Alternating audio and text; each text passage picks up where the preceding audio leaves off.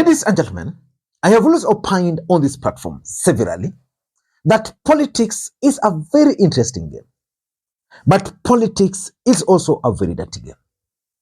Last week, Raila Odinga attended the Turkana cultural event, and Raila Odinga was humiliated by none other than the governor for Turkana. Who would have imagined that the governor for Turkana, a man Raila Odinga really campaigned for, would be the one to humiliate him? But of course, Raila Odinga told Kenyans that he had prior information that William Ruto had actually issued strict instructions to the governor not to allow Raila Odinga to address the gathering. Remember, when Raila Odinga arrived, he was received massively by the residents there, who escorted him to the venue of the event. And of course, inside the tent, everybody wanted Raila Odinga to speak. And today, I was going through ODM Facebook page and I came across this letter from an advocate. And now they were responding to this advocate. This was the letter by the advocate is actually dated on 18th, which is today. And they responded today. This is what the party is saying. That the party is in receipt of this letter calling for the expulsion, I think, of the governor of Turkana, Jeremiah Lomokurai, from the party. Necessary action shall be taken in accordance with the constitution of the party and relevant laws that governs political parties. Now, after reading that, something came to my mind. That probably William Samoei Ruto is laying a trap for Raila Odinga. And therefore, Raila Odinga must avoid at all costs that particular trap. Just briefly, according to the document which I have here, a lawyer has petitioned the ODM party to expel Turkana Governor Jeremiah Lomokurai for going against the party ideology and pledging allegiance to the Kenya Kwanza government. In a letter to the party via Aguko Osman and co-advocate lawyer and ODM party member Gada Aguko said Lomokurai broke the party's constitution and violated the Political Parties Act by associating with the ruling party with a ruling coalition number 11 of 2012. The section of the law states that a member of a political party is deemed to have resigned if that person joins another political party or promotes the ideologies, interest, or policies of another political party. And the lawyer alleges that the governor shifted allegiance to Kenya Kwanza during the Turkana cultural event and tourism festival held on 12th October in Lodwar. Now, that letter is a bit long, so I'll not go through it. In fact, if you read it, the letter is addressed to the Secretary General ODM Party, the Chairman ODM Party, the Chairperson of the Disciplinary Committee of the ODM Party. And I tend to think that the guy who petitioned this had clear intentions. He really wants ODM to do this.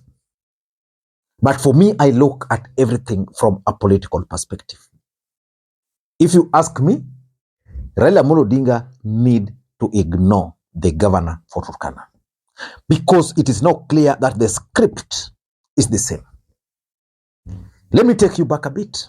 Some 1.5 months ago, Elijah Memusi, the Kajiado Central Member of Parliament, met with William Ruto.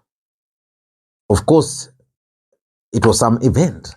Then after that, he went to State House and he took photos with William Ruto, which for me was not a problem.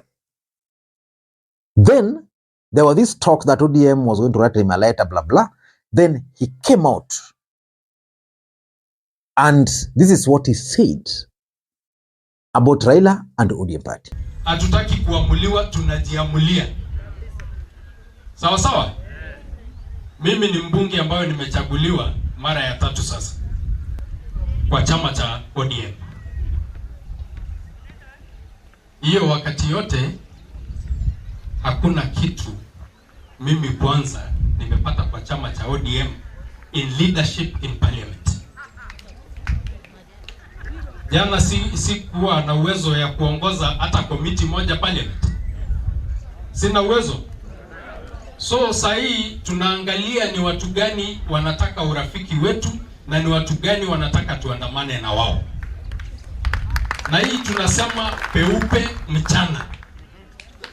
Barua ikiandikwa lete. Ukitaka turudi kwa wananchi tunarudi. Hakuna kura ambayo imebebwa kwa kikapu. Kura iko kwa wananchi na tutaenda kutafuta kwa wananchi. So basically, Elijah Mumusi was also threatening Raila Odinga and ODM party. Now let us go to Turkana.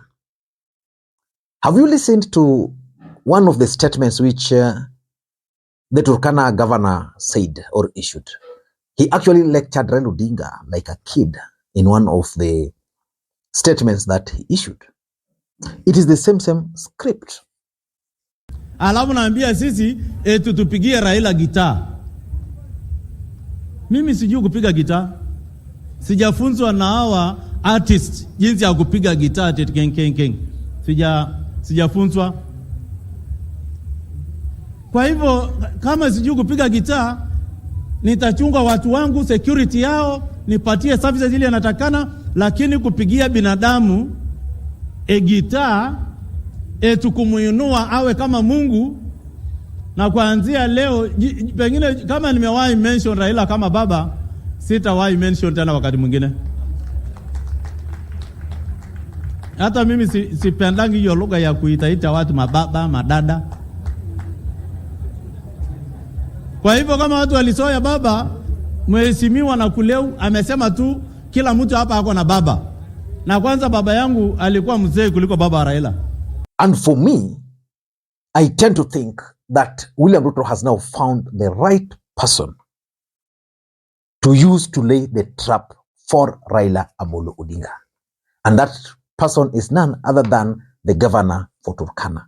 So in this video, I want to reveal to you guys William Ruto's plan to lay the trap for Raila Amolo Odinga using the Turkana governor. But before we do that, for those who are watching this channel for the first time, please take a second or two, click that subscribe button so that next time we produce a video like this, YouTube will automatically notify you. And to the subscribers, I want to continue thanking you guys for your continued support, because without that support, this channel cannot be where it is. Ladies and gentlemen, without any further ado, let me dive in. And by the way, in my earlier video, I had asked for anybody from Canada to reach out to me. Several people have reached out to me. There was a small help that I really needed. And thank you so much. It's already sorted. So I think I'm so grateful for those who came through for that. Ladies and gentlemen, why do I strongly believe that what the governor of Turkana is trying to do is generally part of William Ruto's scheme to frustrate Raila Amolo Odinga? I'm saying this because, number one, if you ask me, what the governor was instructed to do was intended to provoke Raila Amolo Odinga and ODM party to react. And what is the objective of provoking ODM or Raila to react for that matter? Maybe chaos. After that, what do you do? Because that was a cultural event. Then people are in a tent. Raila Odinga has got in the last election over 70%. So which means those who are in that tent, if they were true Turkanas, then 60% or say 70% of them voted for Raila Odinga. Then you provoke, you stop Raila Odinga from talking, you provoke the supporters, then chaos erupt. Then what do? You then accuse Raila Amolo Odinga of going into a cultural event and causing chaos. Generally, you try and link ODM as a party to chaos. And you see some of these cultural events, they are highly valued by the society. So that is one of the things they wanted to do. And that's why, for me, the best strategy would have been for an ODM party to just let that governor be. That governor, I don't think he has much, politically speaking. He has achieved a lot. He's a former councillor, ODM, a former MCA, ODM, former member of parliament, ODM, now a governor. So he has achieved a lot. So for me, there is no need of ODM party trying to get even with him. They should just ignore him the way they ignored Memusi. And with the time, he will just be irrelevant. And of course, while that is happening, Raila Odinga need to now figure out how is he going to go to Turkana, who are going to be his new allies in Turkana, because that's also very, very important. Number two, I also tend to think that the intention really is to try and project or portray ODM as an undemocratic party. You see, when you go ahead and convene a meeting and discuss the governor for Turkana and actually recommend for his expulsion from the party, and you go ahead and expel him from the party, then noise will start that the party is undemocratic. In this situation, if I were ODM party, when Raila Odinga was kicked out there, I would have just issued a very short statement that we regret the incident that took place in Turkana. We had thought, or we had hoped, that our governor, whom we elected by our supporters, would receive us, but is the one who organized goons against us. Generally, they need to figure out how they are going to take advantage of these kind of schemes so that they are not portrayed as undemocratic. But William Ruto and Kenya Kwanza are keen. If there's a way they can link ODM to chaos, they will do that any day, anytime, anywhere. Number three, William Ruto is keen on humiliating Raila Odinga. That is something which is not clear. And is trying to do it in previously Raila Odinga strongholds. Yeah, so what do you think is the intention? Which brings me to my fourth point. William Ruto and Kenya Kwanza government are keen on creating a narrative that Raila Odinga is actually losing the ground. That is the fact that the Turkana voted for Raila Odinga, then is being chased. In fact, if you ask anybody today, they will tell you that Raila Odinga was actually chased from Turkana, which is not the case. The truth was that Raila Odinga went to Turkana. The organizers of the event realized it was coming, then they delayed the program. So when time was almost getting up, Raila Odinga had to come back. Then noise started coming from the crowd.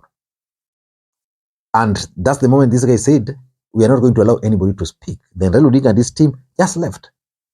So it was like not the crowd really chased them.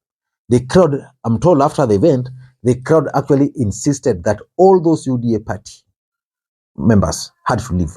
And there was serious chaos after that. And lastly, if you ask me, it could be a strategy to divert Raila Odinga's attention to the real issues. There are real issues in this republic. One of them, cost of living. Then why should Raila Odinga and ODM party then focus on a governor? Why would they want to kick out the governor when the cost of living affecting ordinary Kenyans are just so high? Maybe someone somewhere is out to try and divert the attention of the Republic of Kenya from the real issues to non-issues. I don't know what you think. That's my take. Until next time, this is Lee Makwiny. Bye-bye.